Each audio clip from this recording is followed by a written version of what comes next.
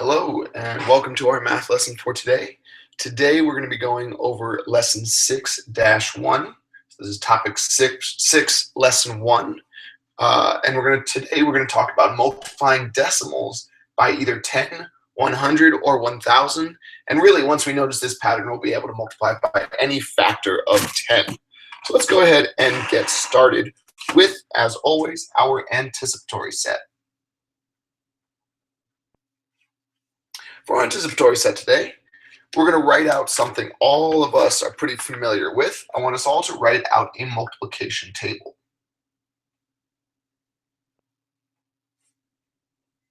Now, this is also something that's really helpful to write out before you take a test, anything like that, so you sort of have this ready. You start your test, you write out this multiplication table. It makes a lot of your multiplication a lot easier. So what I'm going to do is I'm going to write out just sort of the frame. I don't want you to fill in the entire multiplication table, but we're going to go down to 10. So I'm going to go, we'll start with 1, 2, 3, 4, 5, 6, 7, 8, 9, and 10. And across the top, we'll do the same.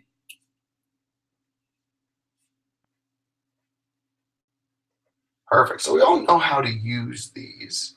Let's go ahead and block those off. Now, in a different color, we're only going to fill in 2 rows and 2 columns. And what I want everyone to be looking for is I want you to see if you can see a pattern.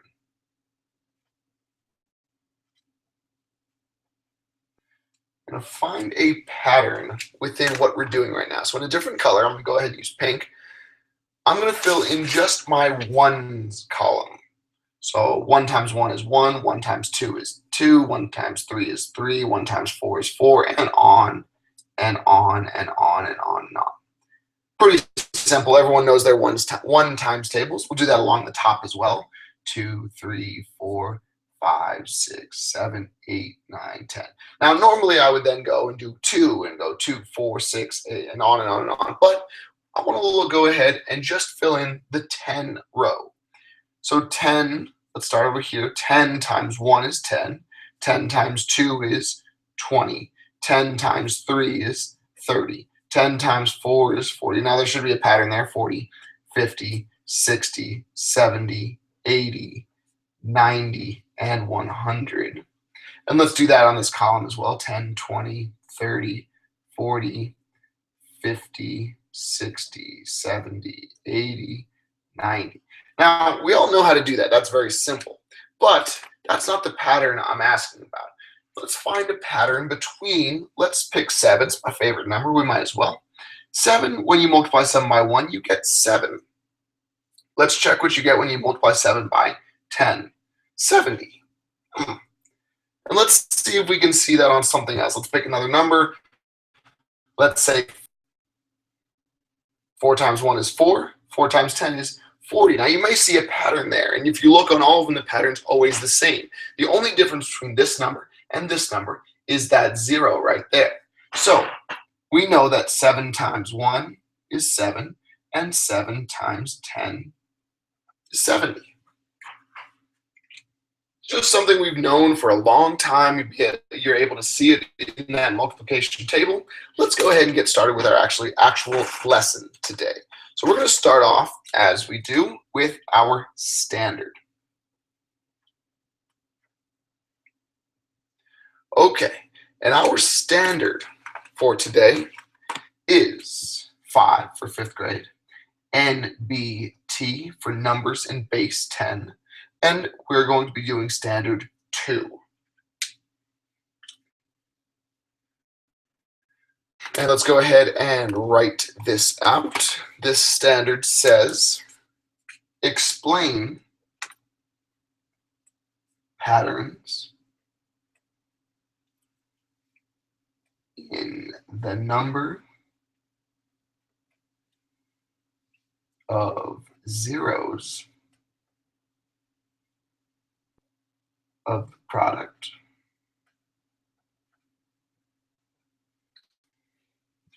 when multiplying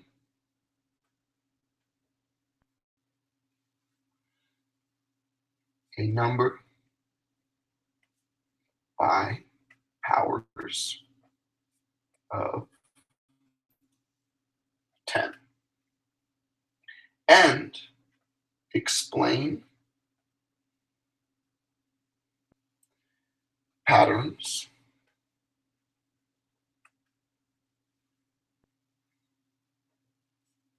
in the placement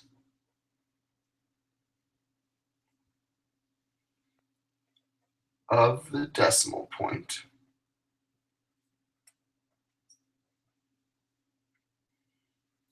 when a decimal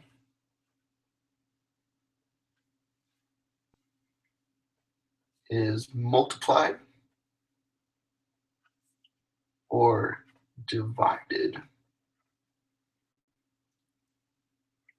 by a power of 10. And the last bit of our standard is going to say, use whole number exponents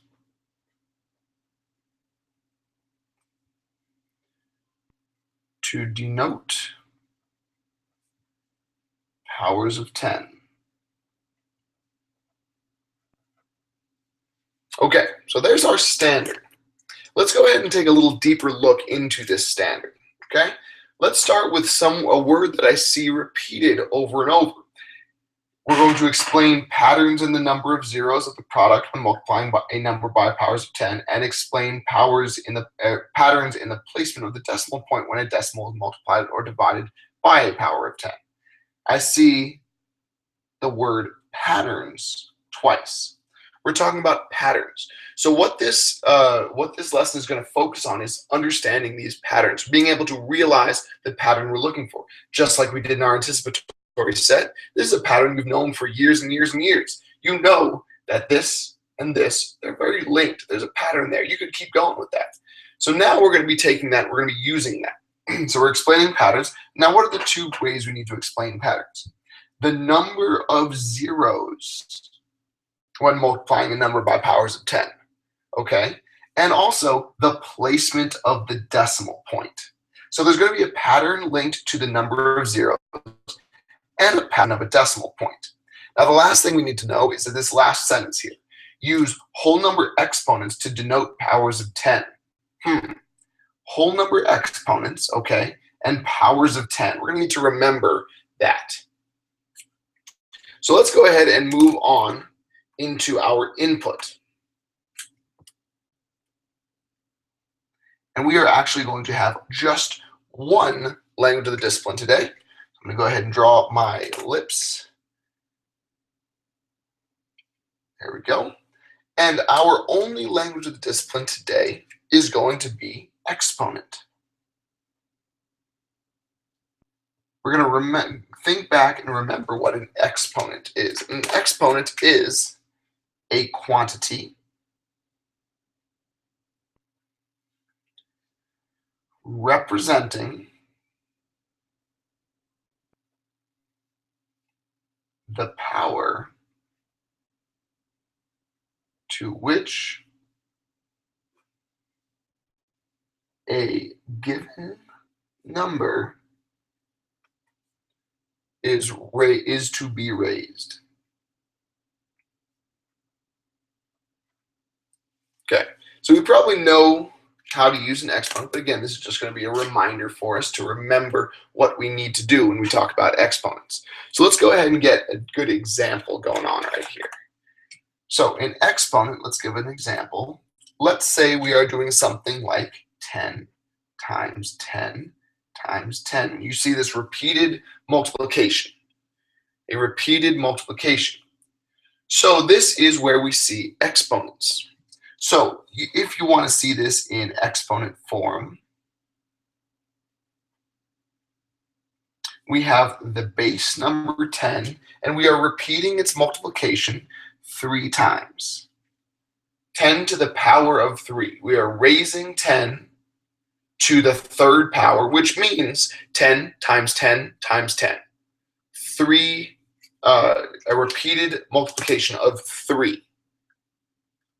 Okay, and then just so we know, so you can see it, when we get some of those word problems. In word form, this looks like 10 to the power of 3. That would be the word form. We're saying 10 to the power of 3. All right, so that's our only piece of language of the discipline for today. Let's go ahead and get into our actual input, where we're actually going to be taking some notes. So I'm going to go ahead and draw my flower. And actually, along with my flower, I'm going to be drawing a rules icon. Hopefully I have enough room on the bottom of the page here. Make sure you have enough room. We're going to be making a table that should have 1, 2, 3, 4, 5, 6, 7 rows. So make sure you have enough room to get this on the bottom of your paper here, wherever you're taking notes. Let's see if I have enough room. 1, 2, 3, 4, 5, 6. Close. I'll be able to squeeze it in. Okay, so we're going to go ahead and make a 1, 2, 3, 4, 5, 6, 7. Perfect. And make a little table for a second. Now, the top of this table, 1 is going to be multiplied by.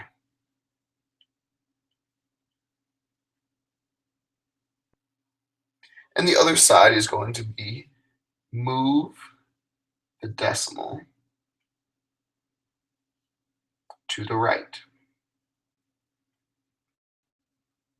So this is going to be our rule when it comes to multiplying by these powers of 10.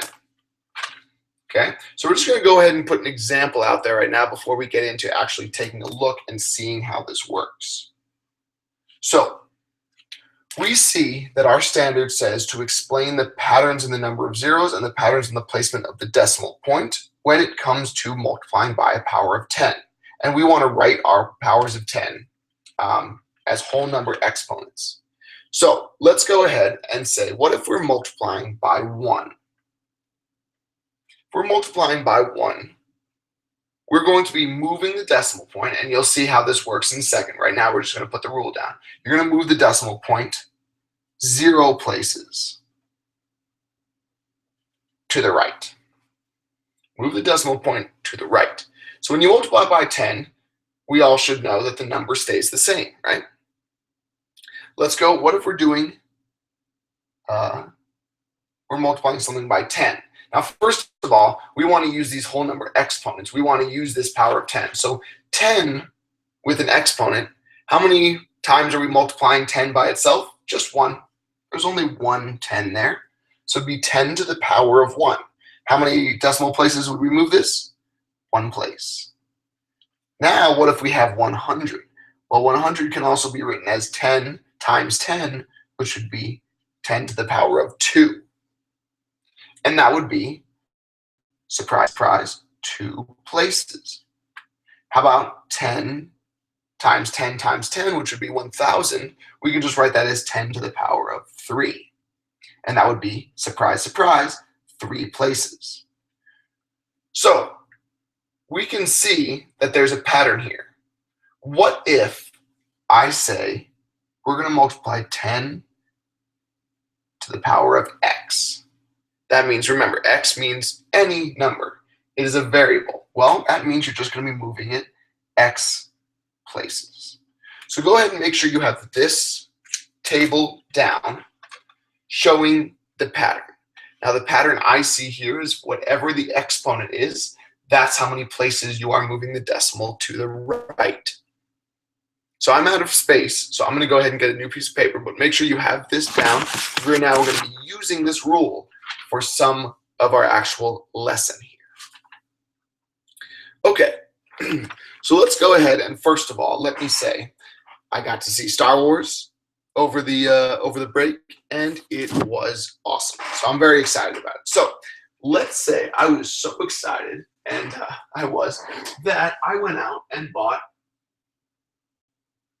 a little X-Wing model. Okay, now this is pretty cool. I'm all enjoying it, but I have it hanging out there now. But since, let's say I bought my little X-Wing, my X-Wing model, and let's say that this cost, now I'm going to try and actually draw out a little X-Wing so I have it on the paper, but it's going to be a little tough. Remember, Mr. Barry's not an artist. So it's going to look something like this. It's got little engines. It's got wings.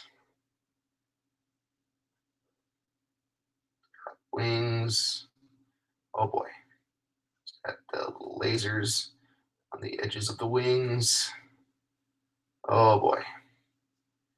Okay, that's close enough. All right, so I went out and bought my little X-Wing toy for $5. Say it cost $5.25.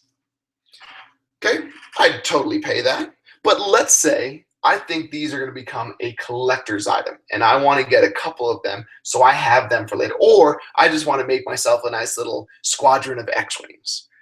So let's actually go out to the store, and I see that they have them, and I buy 10 of them. I buy 10 of these little X-Wings. Now, we should know how to set up this problem. It's just a multiplication problem. So I'm going to go ahead and say $5.25 times 10.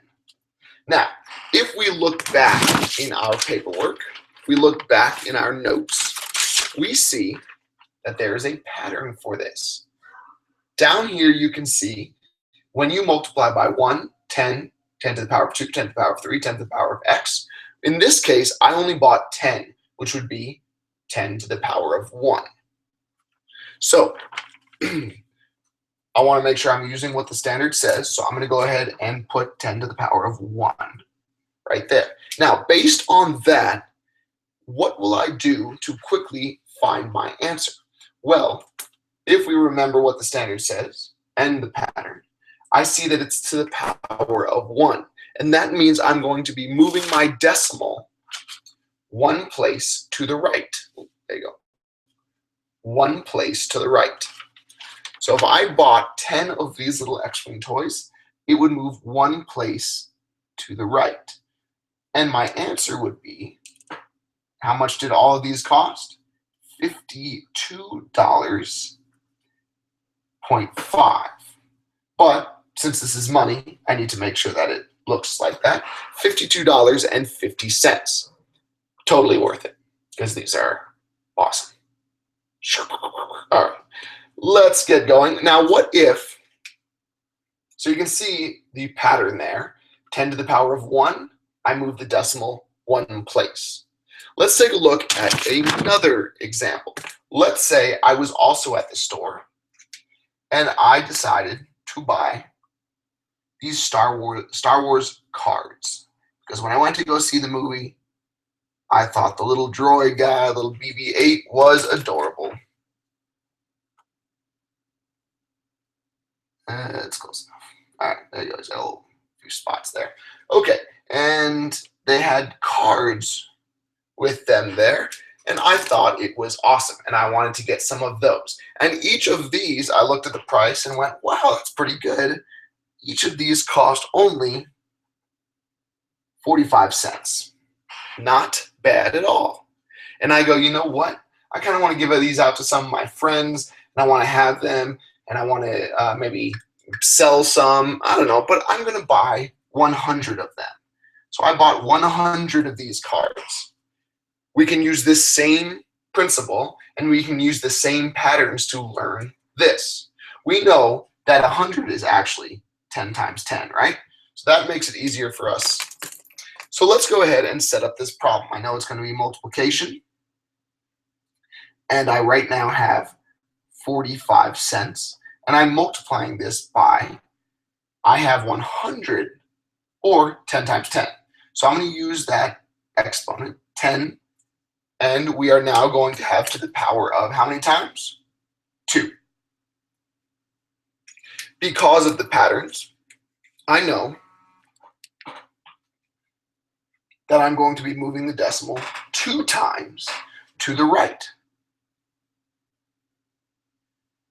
So my answer is going to be, how much did I pay for my cool 100 BB-8 cards? I paid 45, because the decimal point's not there, I don't need that 0, decimal point, and since it's money, I want to make sure I add $45. So that's all it is, that pattern of moving the decimal point. Now, if my question said, I bought 10 of these little X-Wings and 100 of these BB-8 cards, how much did I spend together? Well, I already calculated how much I spent on both. I would just add those together. Let's see how much I spent on all of it. 0, 0, 5 and 0. Drop our decimal point. 2 and 5 is 7. 5 and 4 is 9. I would have spent $97.50 on all my Star Wars toys. And now this pattern works with anything. Let's say that instead of buying 100 of these BB-8 cards, I bought 1,000. I would simply say 45 cents times 10 to the power of, not 2 this time, it would be 3. And since it's a 3 there, I would move my decimal 3 to the right, fill in zeros where I need to, and the answer would be, I'll put the answer down here, the answer would be 450.00. So it's a good thing I didn't buy 1,000, or I would have spent $450 on BB-8 cards, and I don't really want that. So that pattern is all we need to know. So you can see, instead of, you're just moving the decimal point over. Anytime there's a gap, you're putting a 0. So let's go ahead and get a few modeling questions in.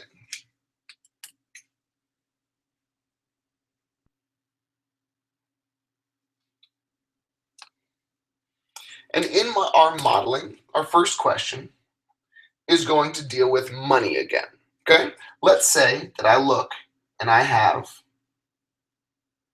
some nickels, some dimes, and some quarters. And let's say that I have 1,000 nickels, I have 10 dimes, and I have 100 quarters. And the question is, how much money do you have? Okay, so there's going to be several steps to what we're doing here, right? I know how many different coins I have, but I need to figure out how much of each, and then I need to add them all together. So let's go ahead and start with our nickel. We all know how much a nickel costs. A nickel is worth 5 cents. That's how I would write 5 cents. A dime is worth 10 cents, and a quarter is worth 25 cents. So I have those costs down, right? I have what each is worth. Now we need to go ahead and multiply by an exponent. Well, I have 1,000 nickels. Now I don't want to write 1,000 here. I want to use my exponent, which is 10 to the power of what? Well, 10 to the power of what equals 1,000? 10 times 10 times 10. So this would be 10 to the power of 3. Down here, I have 10 dimes. So that's going to be 10 to the power of just 1. And finally, I have 100 quarters, meaning I'm multiplying this by 10 to the power of 2. Now, some of you might be realizing there's another pattern there. What are you multiplying by? What is the exponent? Well, it's just however many zeros the number has. 1,000 has 3 to the power of 3. 10 has 1 to the power of 1. 100 has 2 to the power of 2. Okay, so now that we have these, we're just simply moving our decimal point. So my nickels all together, I need to move it 3 to the right. 1, 2, and there's a 0 I'm going to have to add in there. So my new price is going to be, well, if you look, we're moving the decimal. I don't need to put these zeros. It's going to be 5, 0. So this 0 is not there. 5. I add that 0. So that's where the decimal point is. And since it's money, so I actually have $50 worth of nickels. That's not bad at all. Then I look at my dimes. I have 10 dimes. I'm going to move my decimal point 1 to the right. I'm going to write out my new 1 decimal points here. It's money, so I have to add my 2 decimal points at the end. So I have $1 worth of dimes. And finally, oops, put the equal sign. Let's see how many quarters I have. I need to move the decimal point 2 to the right. There's no 0. I can get rid of that 0. I have 2, 5. There's the decimal point. I have to add in the 0 since it's money. And now look at that. I have all of my answers. And now I just add them together to get how much money I actually have. 0, 0, 0 gives me 0. 0, 0, 0 gives me 0. Drop my decimal point. 0, 1, 5, that's going to give me 6. And 5 and 2 gives me 7. So all in all, my change, I have $76. Very nice. Okay, let's move on to number 2. Now in number 2, it's just going to be a little bit more simple. I'm going to go ahead and ask you, please, to multiply 2.06 by 10 to the power of 1, 2, 3, and 4. So we're just going to see this pattern in action. So first of all, let's take our number, which is 2.06, and we're going to start by multiplying it by 10 to the power of 1. 10 to the power of 1. We know from up there, our pattern, we're going to move it to the right 1. Our answer is going to be 20.6. Let's try the next one. 2.06 times 10 to the power of 2. I move the decimal 2 to the right. It's going to give me 206. And the decimal point's over there. Now this is not money, this is just a number, so I don't need to write those extra zeros out. Let's look at the next one. 2.06 times 10 to the power of 3. I move it 3 to the right. There's an extra 0 I'm going to have to put in there. 2060. Now you might be able to just do the next one without even writing out any math. It would be 20600. So you can see the pattern here as well. The decimal point moves every time you add 1 over and over and over. So times 10 to the power of 1 would be 20.6. 10 to the power of 2 would be 206. 10 to the power of 3 would be 2060. And 10 to the power of 4 would be 20,600. And that's all we're dealing with today. We just want to notice that there's that pattern and be able to utilize that pattern. So our guided practice for today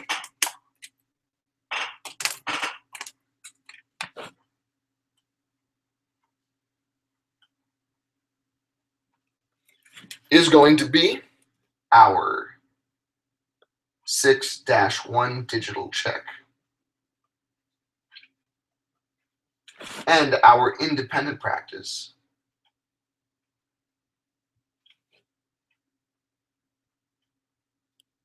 will be front row ed. Now remember, it's a little different. I've actually assigned, there's an assignment waiting for you there for 5.NBT.2. So go there, click on that assignment, it'll get you started.